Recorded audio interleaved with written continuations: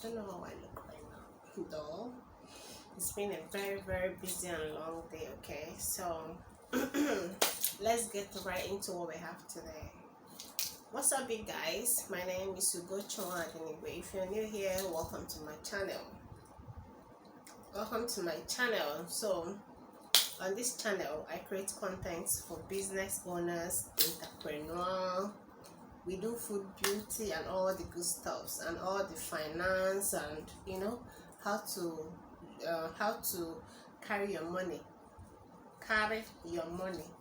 wisely, so that you don't spend recklessly and all of that. 10 tips on how to start a small business. 10 tips. Okay, you know that everybody know what we're in. This pandemic have actually made so many people to be wise. Let me just put it that way, to be very wise, because so many people got laid off from job. So many companies closed, so the only thing people actually go into right now is business. So here I want to give so many people, or everybody, the tips of how to open a small business, because if you want to test something, you have to start small before you can go so big, right? So let's jump right into it. So to be an entrepreneur, I can tell you right now that there is not a particular formula. There is not a perfect formula for being an entrepreneur. Like, there is no particular way to do it. Okay, and if you actually search for it, like you want to know how to go about your business as per something you're starting new, right? You will see different ways, like the one I'm bringing to you today. It's just for you to stick to one and let it work out for you, because starting a small business is a learn as you go process, and any smart decision you take in the beginning of your business, is what is going to make your business successful, or just that's what's going to determine the successful of your business. So you have to take a wise decision, so that at the end of everything, your business is going to flourish just like the way you want it. Okay, so guys, you guys might not notice there was breaking transmissions. The first thing you have to do is to avoid excuses. Like, when you're trying to start a small business, or maybe you still have it in your head, avoid excuses. You know why?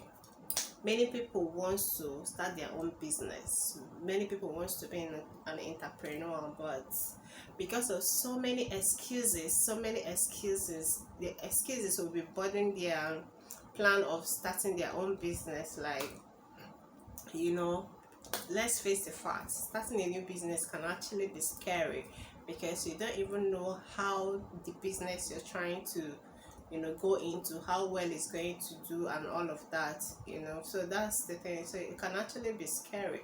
So the best thing to do is to get rid of all the excuses, all those things that is making you not to start, all those creepy things that be coming to your head. Oh, are you going to make it? Oh, is this going to sell? All those excuses, bring them all together, and get rid of all of them. Find solution to whatever is being stopping you from making your dreams come true. Then find a solution. The next thing you have to do is then carry your plans out.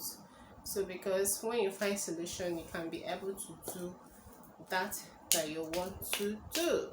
Okay, so the second thing here is to absorb everything. Okay, you have to absorb everything, in the sense that when you're starting a business, or maybe when you're still thinking of starting a business, you're going to talk to your family members, your friends, your colleagues, if anybody you can actually think of.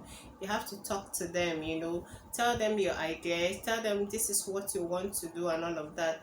When you talk to them, you have to get their own response from them. If possible, just write whatever they tell you down, write them down.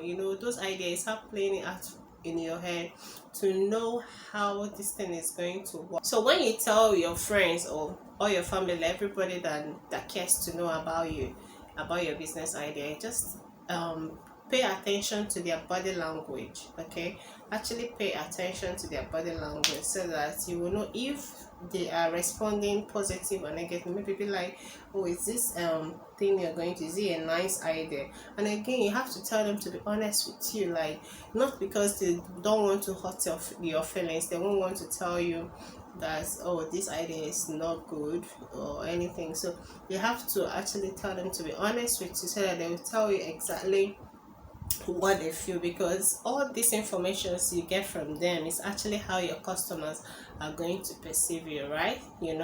That's how they are going to perceive you. And again, don't avoid the advice of the experts, all these coaches or people that have already been in the game. Don't ignore their advice. You just have to pay very close attention to them, because they will carry you by the hand, lead you step by step, and tell you how this business is going to favor you and how you're going to make it.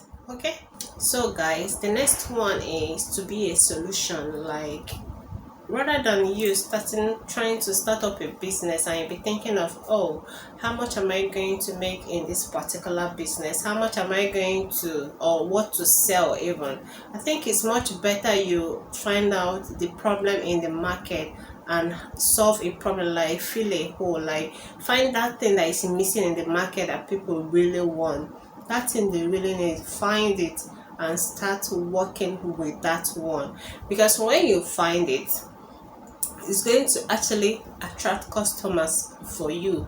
And besides, before you do that, you have to know the customers that you're targeting. I mean, your targeted customer. It will draw them to you when you find that hole. So the best thing is actually be a solution than thinking of how much. When you're a solution, money will come after you. Okay, that one, the previous one, I mistake it with the fourth, but this one actually the fourth. So this fourth one is going to be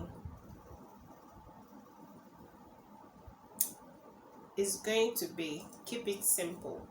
Just like so many entrepreneurs, like when you still have it on the pipeline, maybe you see a business and you take it and run, like, oh, I've already found what I want to do, and you start making it look big and all of that. I think the best thing is to make it simple. Okay, you have to test the business first before making it to look all that glamorous and big.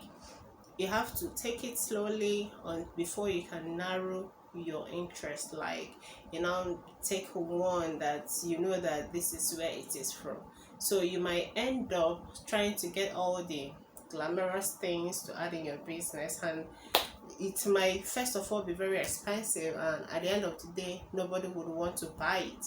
So that's why you have to start really small as a small business owner and narrow your interest. Okay, so keep it simple. So the next one here is to count your costs. Okay, once you start developing your business ideas, you have to put everything in check, like all the expenses, all the money that is going to go into this particular business, ranging from your marketing, your goods, your supplies, your rent, your location, whatever money you're going to put inside this business, you have to list it out. That's what they call business expenses, right? So you will know how much exactly you're putting inside your business. As time goes on, you will also put your own personal costs, your gas, your healthcare, any money you put inside, you put inside, and even about your own self, any money that you spend and any money that you want to use and start up your business, you have to add all of them up. At some point, you have to also create a business budget so that you can run your business very well, because if you don't add up your personal expenses as well, you can even be taking money from your business to solve your problem minus money you take out to buy your goods. You get what I mean? So all these things are different expenses, so you have to get both of them together to know how much exactly is in your business and how much you're taking out. That's when you're going to create a business budget. At a long run, when you think the money you have is not even enough for you to run a small business, you can also go for a small business loan. So with that, it can help you boost your business and make it the way you want it to be. Okay, so you have to count your costs. Don't just spend without recording. Okay, count your costs. So the sixth one or the fifth, I don't know, So the sixth one is imagine yourself with zero income. Gang. Imagine yourself with zero income. Do you know what that means? Like, imagine yourself that you get into this business and you lost everything. Like, you lost everything. You have to imagine that for future advance, so that when you see yourself, in fact, you don't even have to see yourself. When you imagine yourself in this situation, it will help you plan ahead. Like, it will help you plan, like, make a good savings for yourself, because there are so many small business owners that started up their business and couldn't even make it up to 5 years. We have all seen that, and it happens. So for once, you can imagine yourself, even if you have to get another job while you are still doing your business, to maybe have a multiple stream of income, so that will not happen to you. Maybe with that, when you are still doing your business, you don't have to go and start paying rent. If you still, maybe you're single, you can still live with your parents. With that, you're even saving more money, so that you are not going to be bankrupt, or your business is not going to go south.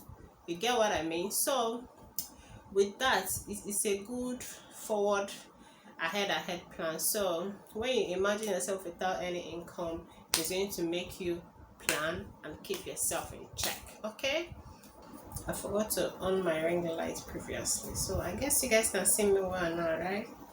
So the next one we're going to talk about is earn while you build. Okay, it's just like if you're a small business owner, like you've started already and you still have your 9 to 5, you don't have to quit your job like this. No, you don't have to quit your job. You have to start growing your own business gradually, while you're still earning money, while you're still being employed. So when you earn the money, it's going to make you build your business. Maybe from the money you get from your job, you can actually be adding up to your business. You are not supposed to don't quit your job immediately, until when you have a steady flow of income.